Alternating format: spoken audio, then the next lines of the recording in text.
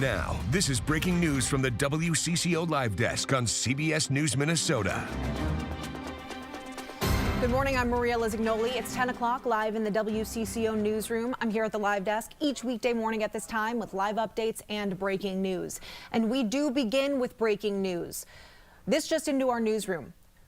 We've been following all morning long a water main break still causing a big mess in southwest Minneapolis. This is happening near 50th Street and Penn Avenue South, just a couple blocks south of Lake Harriet. Our Barrett Leone just sent us this new update. Take a listen. Good morning, Maria. Yeah, it has been all hands on deck all morning. It's been busy. This main water break has caused quite the scene, blocking traffic here at 50th and Penn in southwest Minneapolis. And it's going to be blocked for quite some time. As you can see, they're getting ready to drill into the street here. They're looking to locate exactly where that main break happened. We know that the water is turned off at this point, but where exactly that break is, they don't know. So they're looking for that. They're going to repair that. So you can anticipate traffic to be blocked off for quite some time here. We know that a call first came in around 3:30 this morning for alarms going off at Terzo Restaurant, and water just started gushing up from the basement. It was pouring out of these buildings, multiple businesses on the lower level, and then it's also home to residents up above in an apartment complex. They were all evacuated early this morning, and right now we don't know when folks will be let back into the building or where this building stands. So still quite a bit of work ahead here in Minneapolis. We know that crews will be on scene for hours upon hours. You can see that water just gushed down 50th Street here. An ice skating rink really in this parking lot. On the other side of that, there's an alleyway with just feet of standing water and ice. They've salted, they've sanded, but when it's really this cold, it takes a lot of effort to melt this ice. So we do know that crews are going to be on scene here for hours. We've got Public Works, CenterPoint Energy, gas, electric. It's everyone on scene working to get this problem resolved. So we will continue to bring you the latest updates as we learn them. For now, in Minneapolis, Barrett Leone, WCCO News. Barrett, thank you. Happening right now, a bill to extend Minnesota's ban on mining inside the boundary waters is about to be introduced at the Capitol. You're taking a live look here inside the Capitol where the press conference is about to begin. Now, mining has been banned there since 1970, and this bill seeks to ban it in nearby areas as well. Advocates say mining would create irreversible damage, while opponents argue it would create jobs and would not pollute. So we will take you live to the Capitol as soon as lawmakers take the podium and announce this bill. Also today, lawmakers at the state capitol will be taking up sports betting yet again.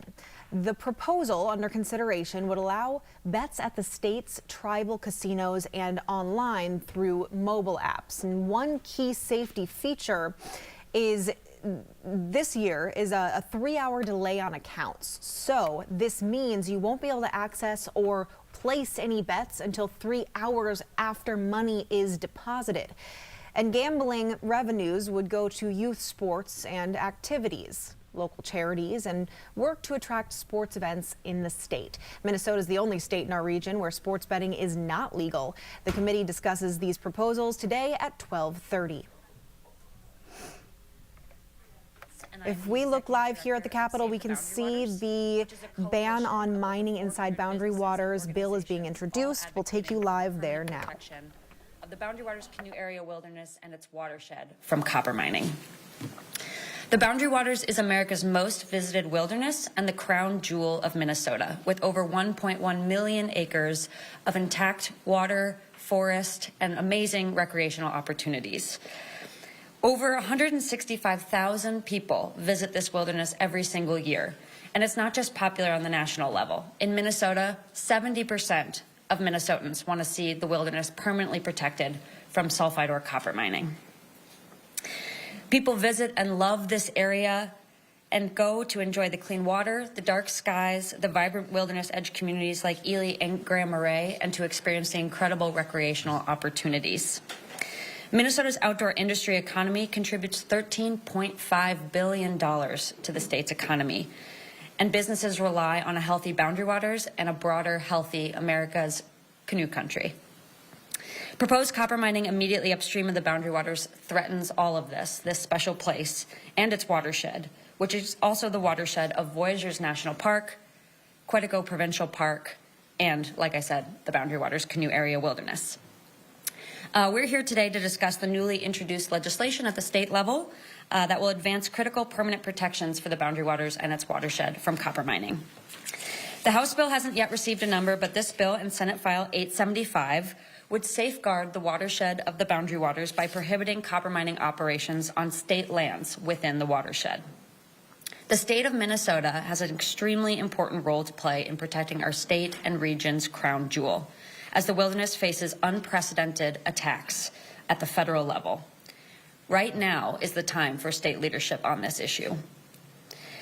Fortunately, we are here today with two of such leaders, bill author Senator Steve Swedzinski and Representative Alex Falconer, who will share more on their new legislation.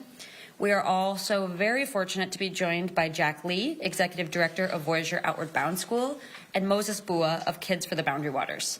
We are extremely grateful for the leadership and participation of everyone we have with us today in the movement to protect the Boundary Waters, as well as those who have also signed on to the bill to date.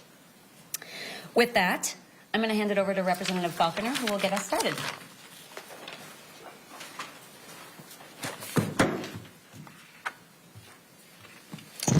Good morning. Thank you for coming today and for your interest in the Boundary Waters Protection Bill. I'm Representative Alex Falconer, representing parts of Eden Prairie and Minnetonka.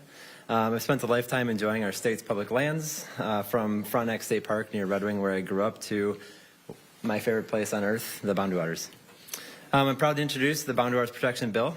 Amidst our vast and cherished public land system we have here in Minnesota is the crown jewel of the entire federal wilderness preservation system, the Boundary Waters. I'm going to start just with a quote from Sig Olson. He wrote this in 1946, that wilderness to the people of America is a spiritual necessity, an antidote to high pressure of modern life, a means of regaining serenity and equilibrium.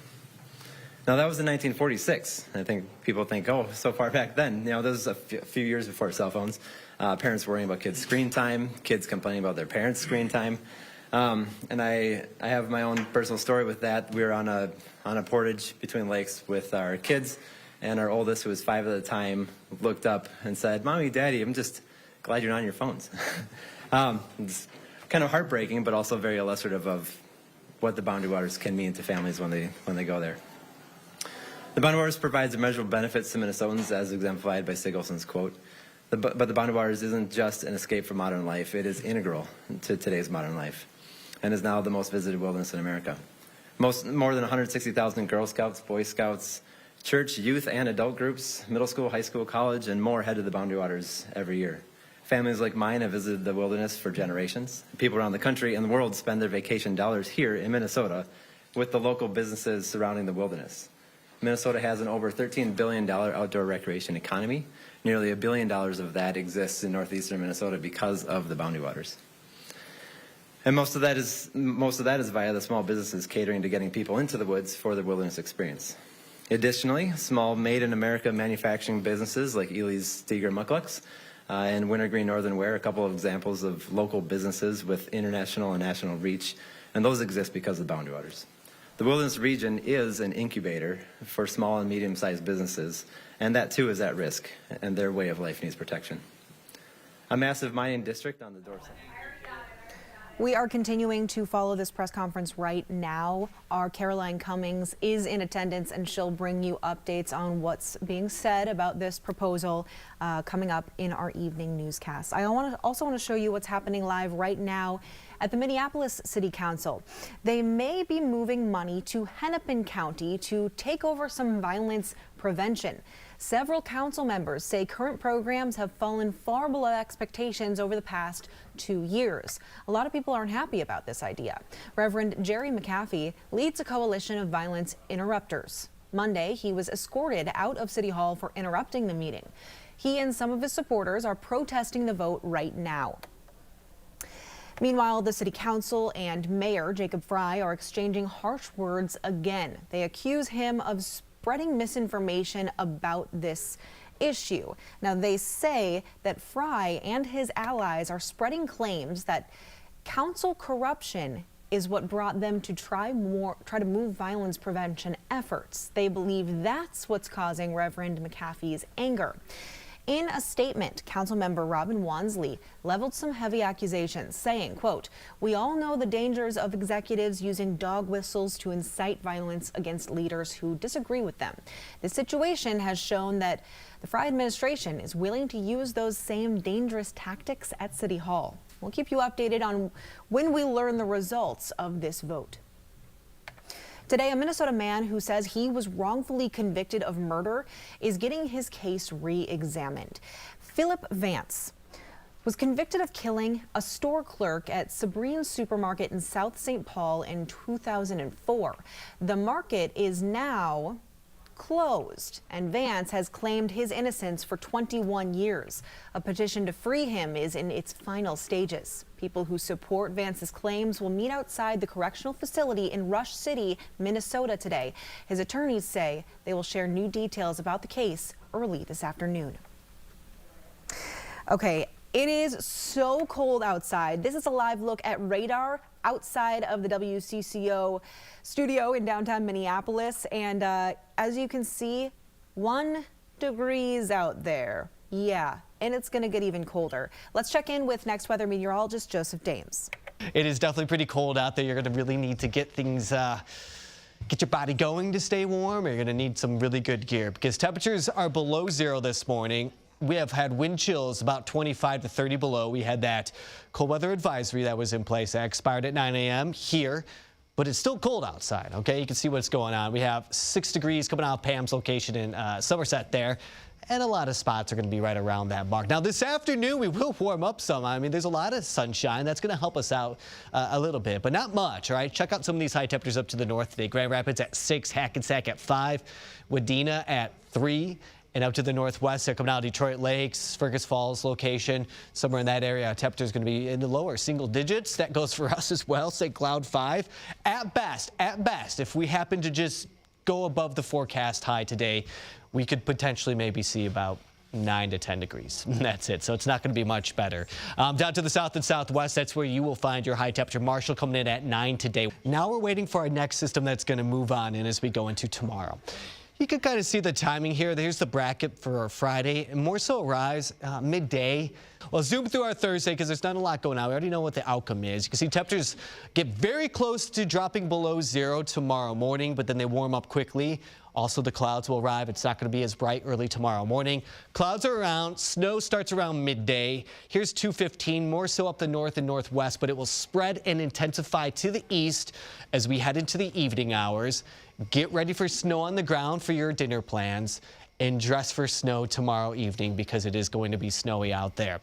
It continues through the late time hours. It settles down somewhat through the overnight. I think by Saturday morning we are done, but there could still be some flurries around. And now the forecast on Sunday is looking to maybe start with a little bit of light snow as well. That's new to the forecast. We'll keep an eye on that for you. As far as the snowfall potential goes for your Friday, it's anywhere between 1 inch to 3 or 4 inches. At one point in time this morning, those numbers were a little bit lower. They've come up again. So I would plan on maybe about 1 to 3 inches around the Twin Cities with some isolated spots, maybe just a little bit more than that. I'll show you one of the weather models that has us right around 2 inches or so. Here's Friday night. You can see 2.3 inches. Highest totals to the southeast towards Rochester, over towards Eau Claire, kind of bending back towards Hinckley. All right, so that gives you a general idea of how much snow we'll probably see by Friday night.